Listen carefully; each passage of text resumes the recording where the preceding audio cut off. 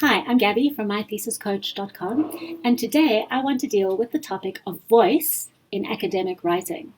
Now, a lot of my thesis coaching clients come to me with feedback from their supervisors, and their supervisors have told them, look, you're dealing with the literature well, I can see you understanding your topic, but I don't hear your voice here. My clients are often confused. What does this actually mean? So in this video, I want to firstly explain what voice is, then share an example with you which is going to show a text with no voice, so you can see it very clearly.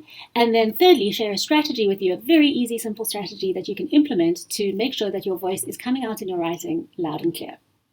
So, what is voice?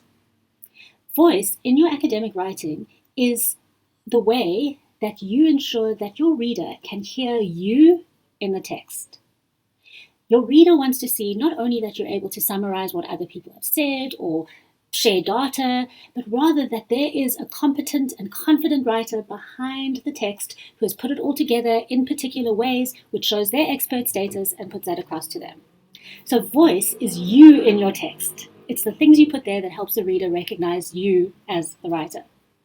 Now, an example is going to help make this clearer. So have a look at this text. So what do we have here? You will see, having read through it, that we have a collection of ideas about the relationship between higher education and society.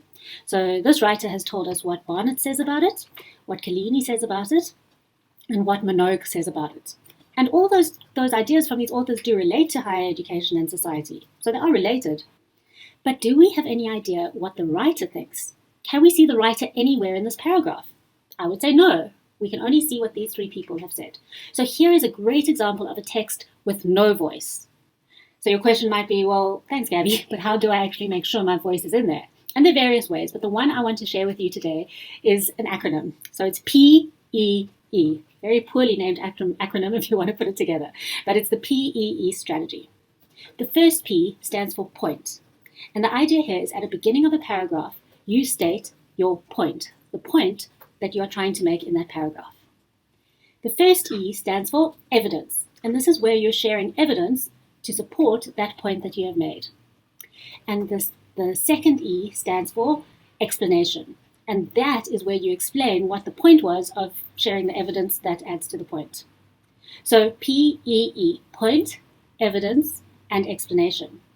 Now notice those three. The P, the point, is going to be in your voice, because this is where you tell the reader what is the point that you're making here. The E, the evidence, is going to come from different sources, but you can still bring your voice in terms of how you weave those together. And that second E, the explanation, well, that's going to be in your voice as well, because that is where you then explain as a writer what the point is of these things that you've shared. So let's have a look at an example to make this clearer.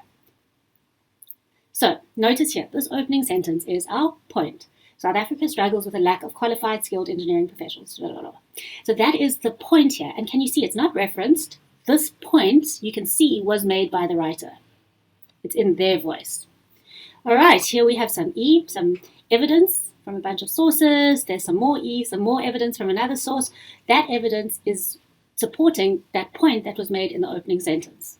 And just notice here, I haven't just said this person said this person said that, this person said that, but rather these have been woven together. I've summarized them here, and there's a little more over here. I've made choices in how I weave those sources together, and that is where my voice is coming out as well in those choices.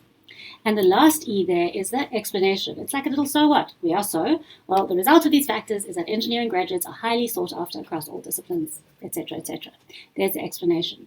So can you see, as opposed to the previous paragraph, can you see how in this paragraph, the writer's voice is coming out really strongly? You can tell someone wrote this, and you can tell they're coming at this from a particular perspective. You can hear their voice, and that's what we're going for. So if your advisor or your supervisor suggests that you don't have enough voice, go back, look at your writing, and see, can you bring this PEE strategy into your writing somewhere? If so, I'm almost certain that it's going to increase the power of your voice coming through in the writing that you're doing. So I hope that was helpful. Please remember, do subscribe to this channel, and I'm really looking forward to seeing you next time. Bye-bye.